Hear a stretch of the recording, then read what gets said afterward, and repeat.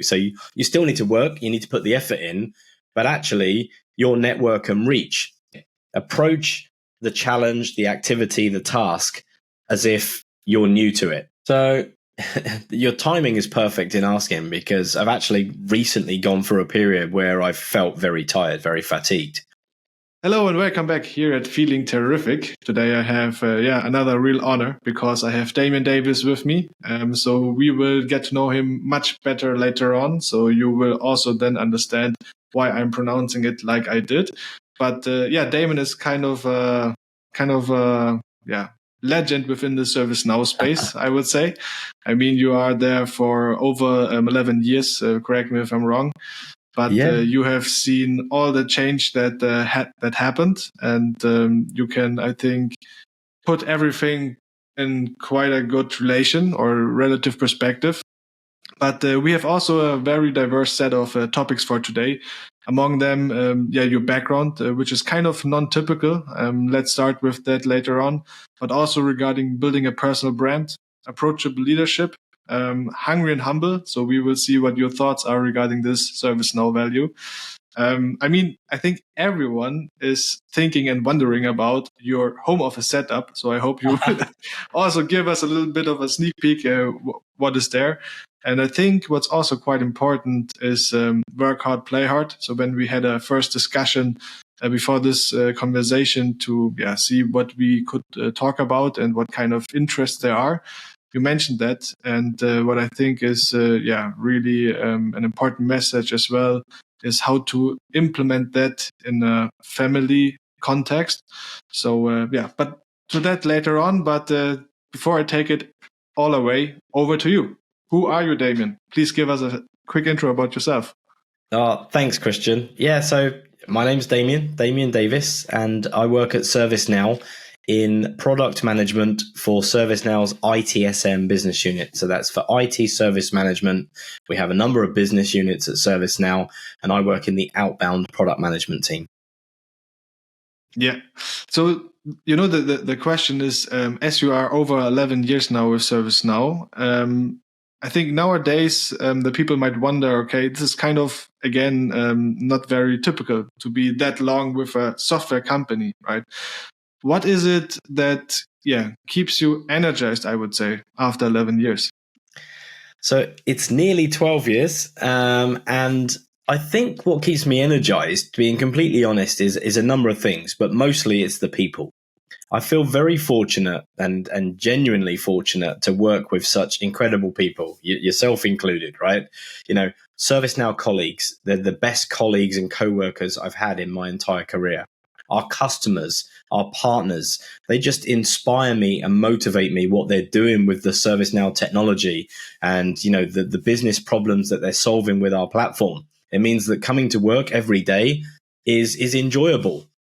Now, of course, there can be stress with any job, right? And sometimes it gets very busy. There's lots going on, but actually the culture and the fun outweighs that stress, and it makes it really fun. And that's why I've been here as long as I have been. Yeah, really interesting. I mean, as you also just outlined, it's about the people among the product, of course, right? So you have been with ServiceNow for quite a long time, and you've seen all the change that happened, or maybe not change, but also development, evolution of ServiceNow, right? So if you would need to summarize that in few sentences, how would you describe it? Oh, that's really hard. I might need to leverage the help of generative AI to help me summarize it, right? But not allowed. No, when I joined the company, ServiceNow was known back in 2011 as being an IT ticketing tool. It was a very advanced IT ticketing tool, but ServiceNow as a company had made a decision to go to market with an ITSM product. Now, over the years, it's evolved. We've added extra workflows within technology, IT operations management, asset management, security, software, strategic portfolio management, but then almost expanded beyond IT.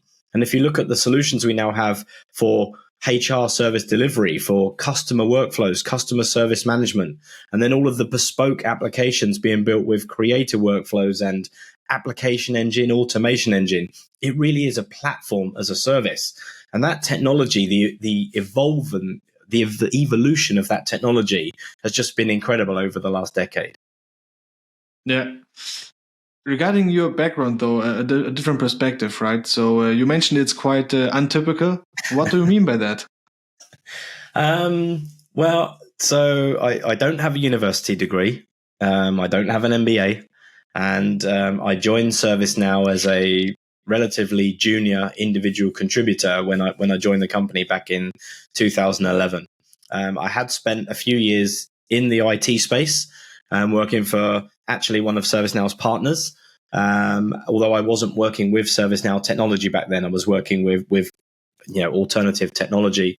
And I started my IT career on the help desk, with the headphones, taking calls, logging calls, and sometimes fixing them, but most often sending them off to another resolver group to resolve those issues.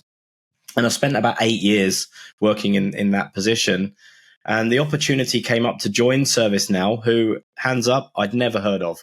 Back then, it was a small startup based out of San Diego and globally had about 350 employees at the time I joined, right? So I was like, okay, this could be interesting. And I went for my job interview. And the UK office where I started my career was in Richmond in southwest London.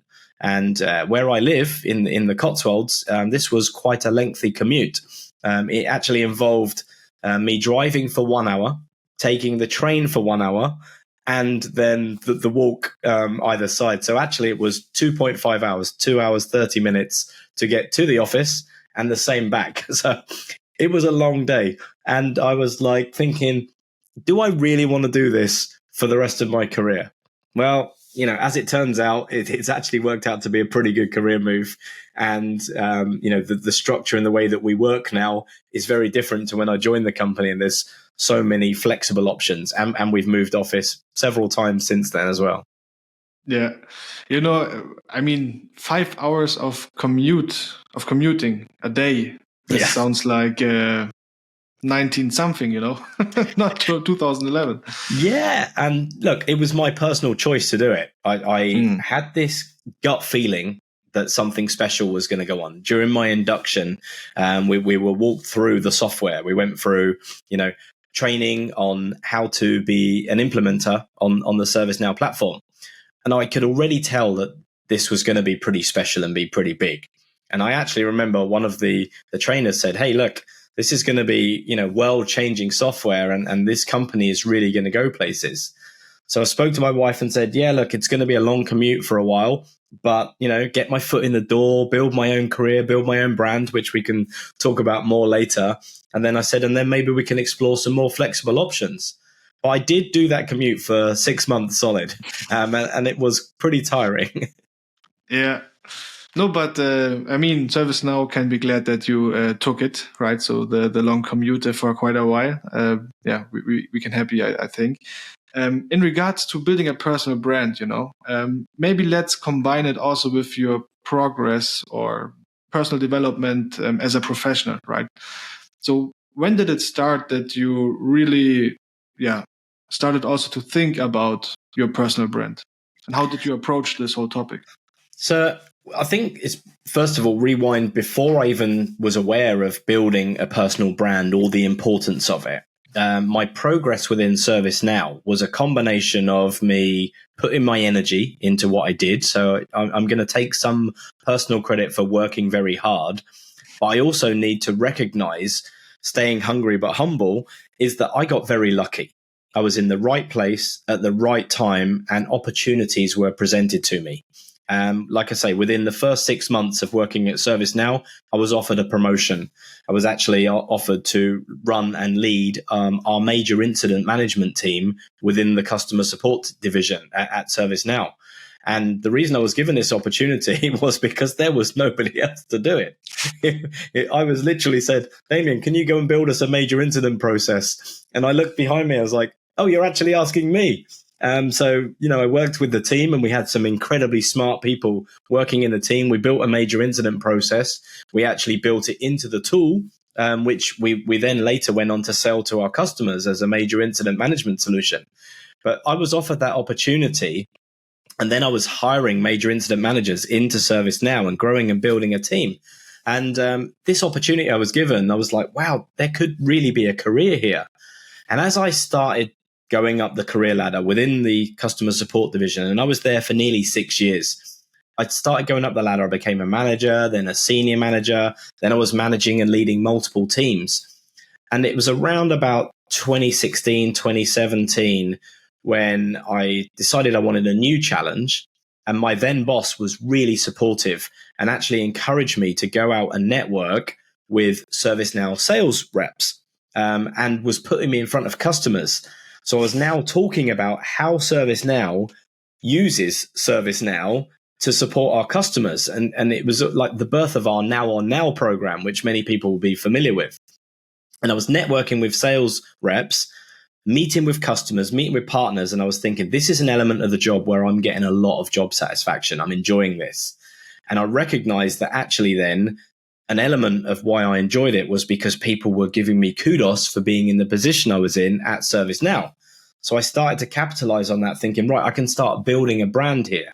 Who is Damien? What is my role, the company I work for, and what is the value I can bring to the meetings that I attend, whether it's with a customer, a partner, or an internal ServiceNow colleague. So I think maybe looking back on reflection, that's the light bulb moment where I realized it would be good to start developing my own personal brand. Yeah, no, really, really interesting. And as you mentioned, sometimes you need to be lucky, but on the other side as well, you need to work for the luck, right?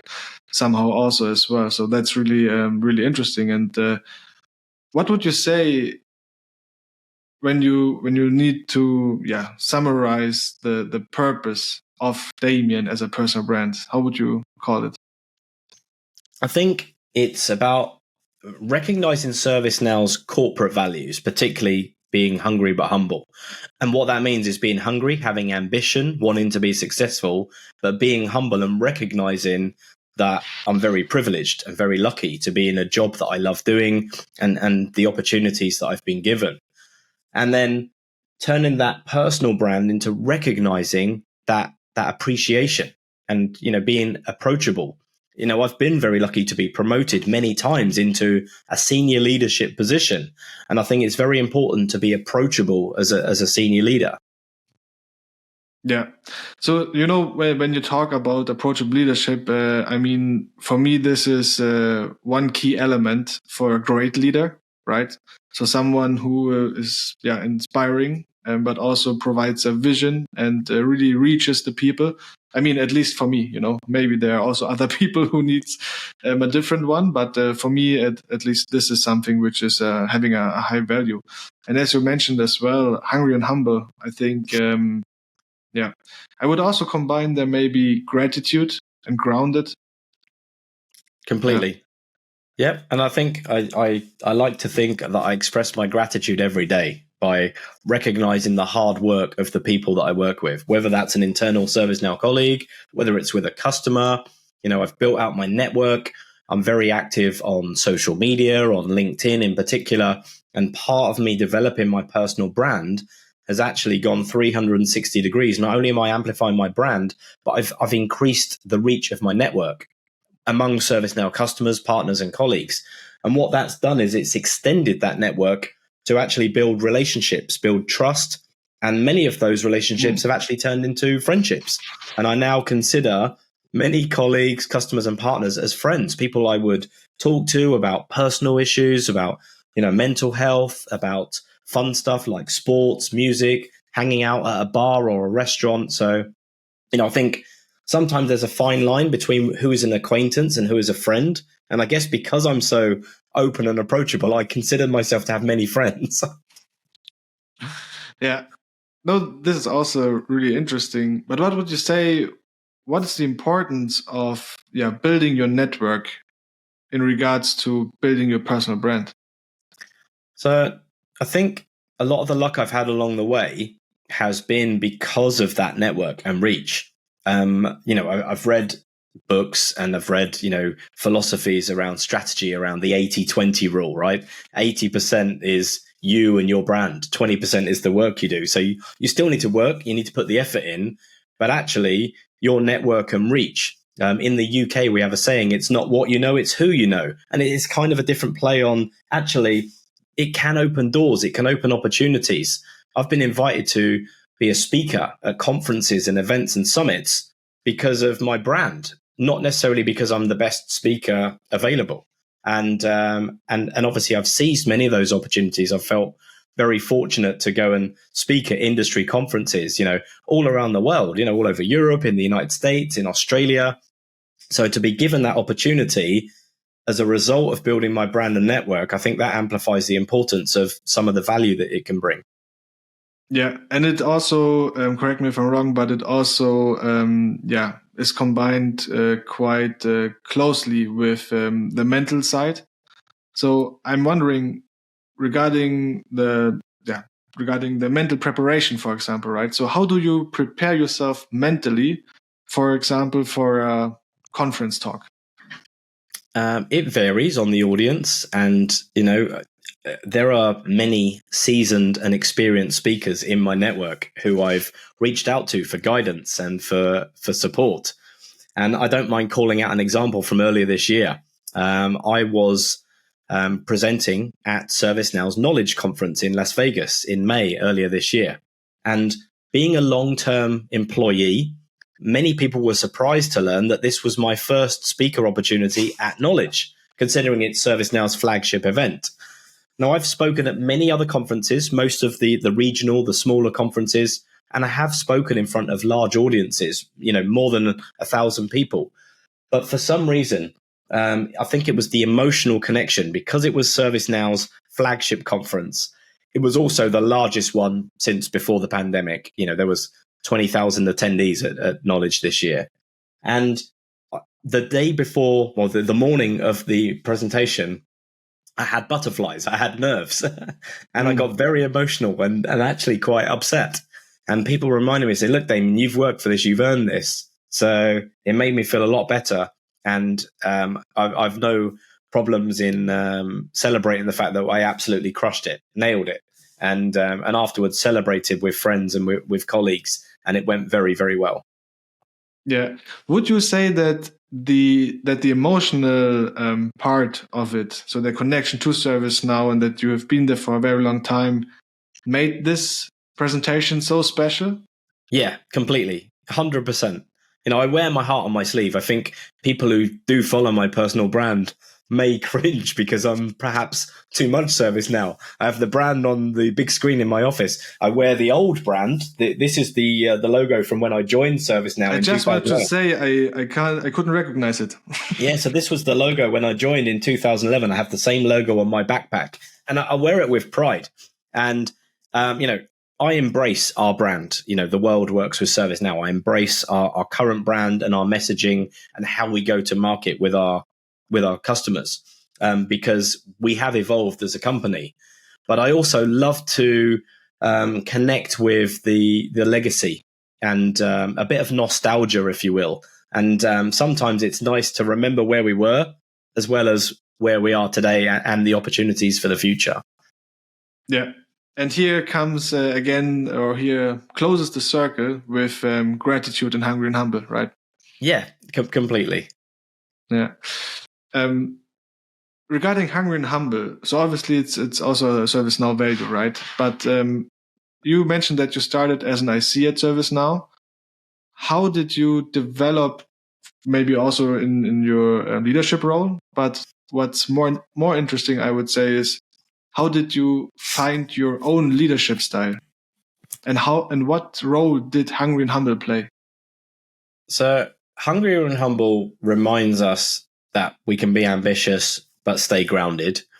And being a leader, like many leaders before me, I've learned every day and still learn.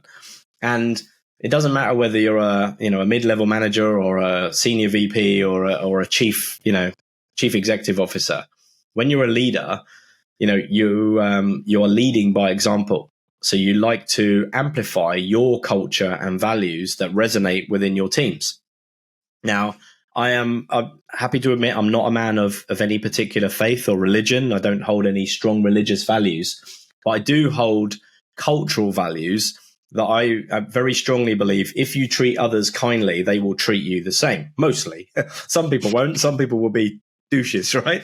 But I genuinely feel if you treat people nicely, most of the time they'll treat you nicely.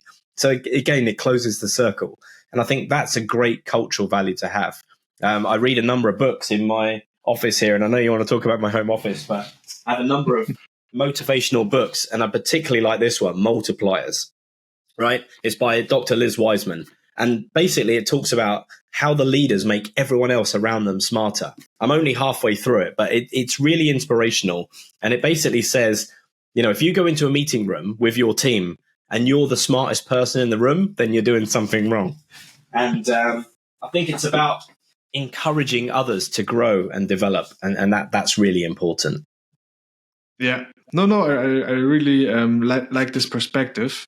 Because it provides also perspective, right? And also allows you to self-reflect and be self-aware. And this is again also a very important characteristic of a great leader, right? From a mind perspective, how was the change for you being a IC and then becoming a manager? And maybe to give a little bit of context, sorry to interrupt you, but to provide a little bit of context. So as you just mentioned, Liz Wiseman, right? So she also wrote the book, probably you know it, Rookie Smarts. And I'm a huge fan of this mindset because, it provides different perspectives. And maybe to summarize it for the audience, I mean, you can probably summarize it better with your experience. So that would be interesting how you are connecting the theory with the practical experience, right?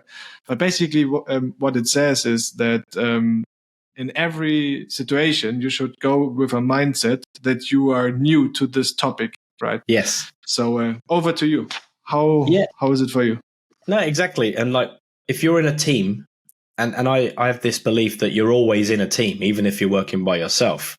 So you can be in a team of 1, you could be in a team of 10, you could be in a team of 100, right? And like you say, approach the challenge, the activity, the task as if you're new to it. So what do I need to research? What's the problem statement that we're working towards? Where do I get my research from? Is it from a book? Is it from the internet? Do I need to, text somebody for guidance? And then if we're in a team, how can we best achieve our goal together?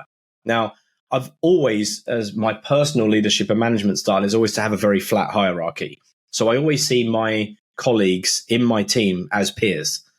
Whether we have a title or a senior title or a manager or a director title, it really is a flat hierarchy and everyone pulls together. And I'm a big believer that if we all pull together in the same direction, we can achieve so much more. So that means rolling my sleeves up, getting the work done. Delegation is clearly an art, and it's something that I still need to learn much better because I'm guilty of not delegating enough to my teams. And it's not because I don't trust them to do the job. It's just because I don't want them to think I'm being lazy, right? But I'm often told by my team that, look, you need to delegate more so that you don't burn out and exhaust yourself. It's because we need you. We need your inspiration and guidance. So if you're exhausted, then we're lost. But then that also gives me concern because I want them to be able to not be lost when I'm not around. So it's about planting the seeds and watching them grow when I'm not around as well, and encouraging them to still be able to do their best work when I'm not around. Yeah. How are you making sure that you won't get burned out? I mean, you just mentioned it. It's still something that you try to figure out, right? I would also say that you don't or you won't reach the perfect state. But how are you approaching this topic? So your timing is perfect in asking because I've actually recently gone through a period where I felt very tired, very fatigued.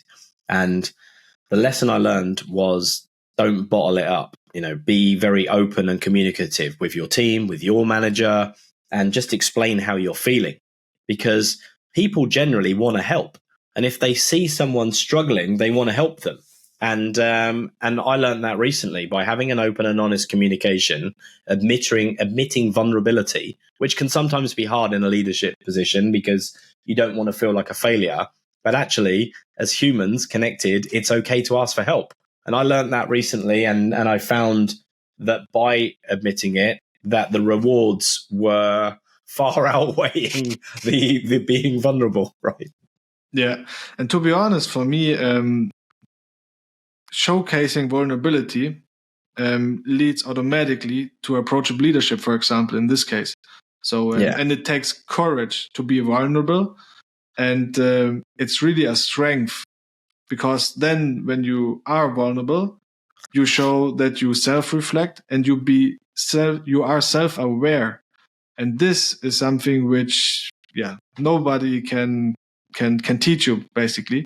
You have to figure it out by yourself. So all the books, all the theory is one thing, but then really doing it and reach that state of mind, this is, congrats, it's good.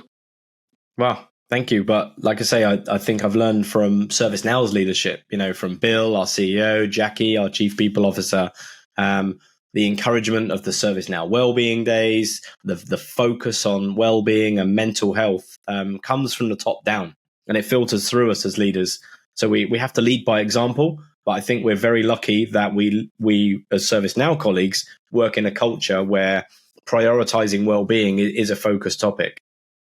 Yeah, and one is coming tomorrow. So lucky us. Maybe coming back to two topics before. You talked about flat hierarchy, right? So what are your thoughts when it comes to teamwork? What are your thoughts about having, different titles, but also fancy titles? So what do you think about what the impact can be of them in a team? Yeah, well, titles are titles, and sometimes they're important and sometimes they're not. And for many years, I was chasing a title. As I was working my way up the career ladder, you got a promotion, and all of a sudden you wanted the next one. Like I was a manager, right? I want to be a senior manager. Then I want to be a director. Then I want to be a senior director. Now I am a senior director, and you can probably guess which title I'm chasing. I would one day love to be a VP. I'm not ready yet, and I'm going to hold my hands up. So I have career growth and development, and I have skills that I need to learn and experience that I need to acquire before I'm ready to take that next step. But one day I will be ready, and I feel very supported by the leadership team at ServiceNow that I will be ready for that next opportunity when it comes around. Now, it could be next year, it could be in 2 or 3 years, right? But that opportunity will come. Now, that's about the title. But then when it comes down to having a flat hierarchy, in my organization at ServiceNow in product management, I have a director, we have individual contributors, we have product managers, we have principal product managers, we have senior principal product managers. At the end of the day, those titles are based on skills and experience, but the jobs to be done within the team are divvied out based on the right person to do the right job at the right time. And we pull together as a team. Everyone has an equal voice in our team meetings, and that we make sure that when the priority tasks come in, that we divide those out and we assign them to the right person to do them at the right time. And that's how I approach like a flat hierarchy.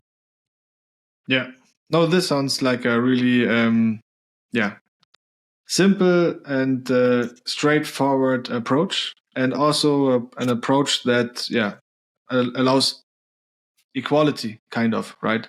So fairness, but also when it comes to being efficient and getting the best out of the team. So really good, really good. Maybe a totally different topic. I don't know how to make the transition, so I just make it. Let's go. Home office setup. So when we also talked, to be honest, everybody can see it, right? So you have a TV, you have a very good microphone. So how did it come? Well, during the pandemic, many people suddenly had to pivot to work from home, right? The offices all got closed down. And I'm quite lucky. We have a reasonably, a modest size home. But for many months, I was working in the kitchen at the island in the middle of our kitchen. And it wasn't really optimal for taking calls. And I said to my wife, look, I don't know what's going to happen here. When nobody at the time knew what was going to happen with, how we came out of the pandemic and hybrid work. But I said, look, whether I stay at ServiceNow, whether I go and get another job, if I stay in technology, if I stay in software for the rest of my career, there is a good chance that I will spend a percentage of my time working at home. Even if everyone goes back to the office, it's not going to be full time 5 days a week. It never was. Even although I did that commute back in the early days, after 6 months, I was working at home 1 day a week. And then in different roles now, and with expanded geo coverage, managing all of Europe and then managing, the US and Canada, it meant that I was always going to be in a position where I would spend a percentage of my time working at home. So I made the decision to invest in a decent home office space. And we actually utilized some of the space in my back garden, in my backyard. And I sourced the services of a local construction company and actually built a purpose-built office in my garden. And then I kitted it out with comfort. I have a beer fridge, very important for any man cave. You have a beer fridge, I have a sofa. The TV is not just a monitor. It doubles up as cable sports. I have Sky Sports, so I can watch the soccer. I can watch my favorite football team. We don't need to talk about them right now. What was it again? It's Tottenham Hotspur, and I know that Bayern Munich are currently in the phase of approaching our top striker. So, Christian, with you in Munich and me in Tottenham, perhaps we shouldn't talk soccer. But going back to the home office setup, I was able to watch the recent cricket, the Ashes series between England and Australia, and that was a compelling sporting event. So I have the luxury of work hard and play hard at the same time. It's comfortable. I've invested in technology. I have a high quality microphone, a high quality webcam. I have good lighting to make sure that I'm well lit, because I spend a lot of time in front of a screen, broadcasting, doing webinars, podcasts, many of which make it onto my LinkedIn channels. So I figured, look, if I'm going to be on display, I might as well be in HD. So I invested in the lighting, the comfortable setup. I have an adjustable desk, so I can take many of my calls stood up as well. I invested in a motorized sit-stand desk, so I can even prioritize my physical well-being as well as my mental well-being. And all in all, it's just a cool space to hang out in. I've actually held meetings here where people have traveled from London to come to my village and have a meeting in my office. Yeah, unfortunately, I'm not in your team, but let me know when the invitation will come. It's an open invitation, sure. Christian. One day, I'm confident that you will make it here. Perfect. Yeah, I'm wondering. I mean, on the one side, it's one thing to invest in all that what you just mentioned, right, and to have a great setup for your job and so forth.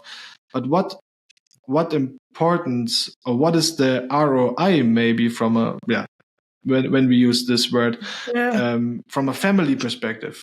So was it worth? So did it also have a positive impact on your family life, on your personal life? Absolutely. So from a financial ROI, this is an extra room to the house. So when our house gets valued, if we want to sell our house and put it on the market, this will be taken into consideration. So it does add financial value to the property. From a personal ROI perspective, it means I can disconnect myself from, or certainly directly from, home life. Indirectly, I'm still at home, right? So there's added benefits. And it means that if I'm able to accommodate in my schedule, I can be really flexible. Like in the school term, I can walk my kids to school. They go to the village school, which is just 1 kilometer. So I can walk them to school, be back at home in 20 minutes, and I can start work and start my calls. Obviously, it does require some discipline with adjustment in my schedule. And sometimes you have to prioritize commitments that mean I can't do that. But that balance, that work-life balance, is actually amplified and improved by me having this space.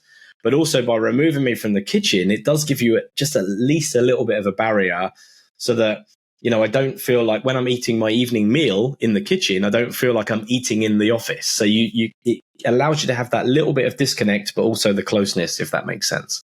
Yeah, no, it makes totally sense. And to be honest, I mean, for personal speaking, I think this is something which, I mean, the money is one thing, but again, the time with your kids, for example, nobody can, it's not worth any money. It's priceless. And at the stage I'm at in my career, if I evaluate myself, and I don't mind admitting that I'm in my late 40s. So, assuming that I go on to retire at 60, 65, there's a good 15, 20 years still of working life. So this was a real investment. That means, if I stay at ServiceNow for the rest of my career, then, that's going to be amazing. If I ended up working for another employer, I would want to make sure that that contract of employment allowed me the flexibility to work at home for part of the time. I think hybrid work is really important. And while we, don't need to delve too deeply into the topics, I definitely think there's a time and a place to be in the office. And I think there's a time and a place to be at home. And I think the most successful companies will eventually get that balance right. I think a lot of organizations are still figuring it out after the pandemic. We've seen return to the office in mass waves. We've seen hybrid work. And I think the flexibility to do both. And my personal view, my Damien Davis, not ServiceNow view, my personal view is that I think remote work increases productivity.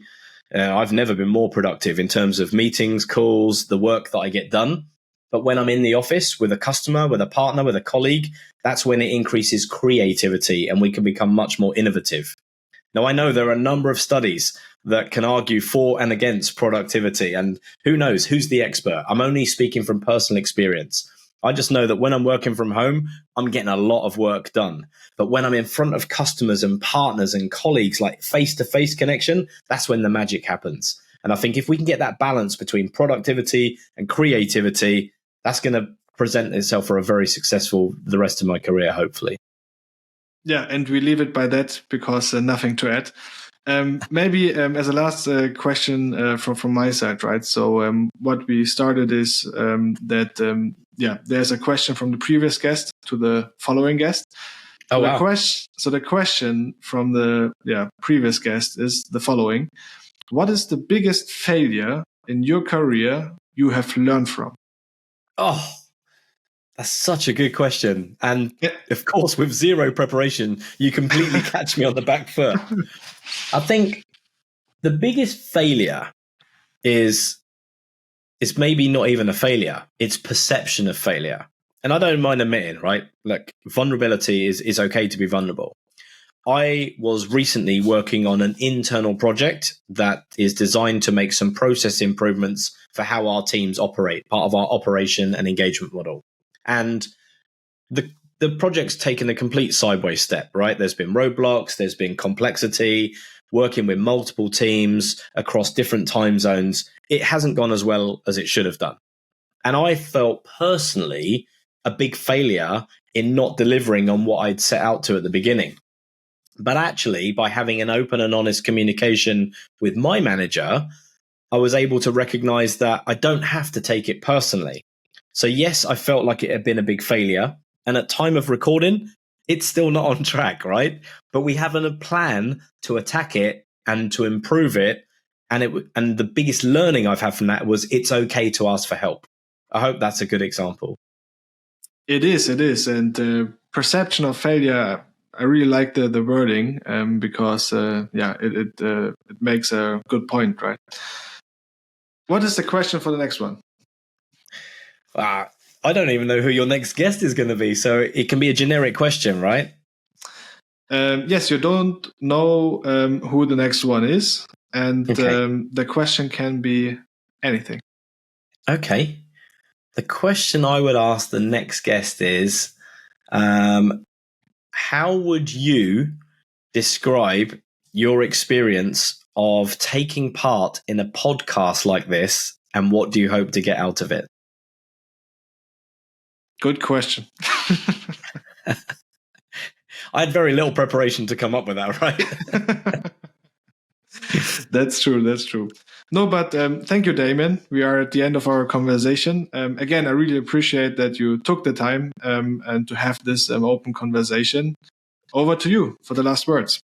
Well, thank you for having me, Christian. It's been a real pleasure. I've personally been a big fan of your YouTube channel and the podcast, which is why I was very keen to take part. I really hope that the two of us get the opportunity to work together in person, whether it's in London or in Munich, or who knows, if we work together for long enough, we might get to do both. So thanks again for having me, and thanks to all of your viewers and your listeners for hearing our lovely ramblings and conversation. With this positive mind, thank you again, Damien, and greetings from Munich.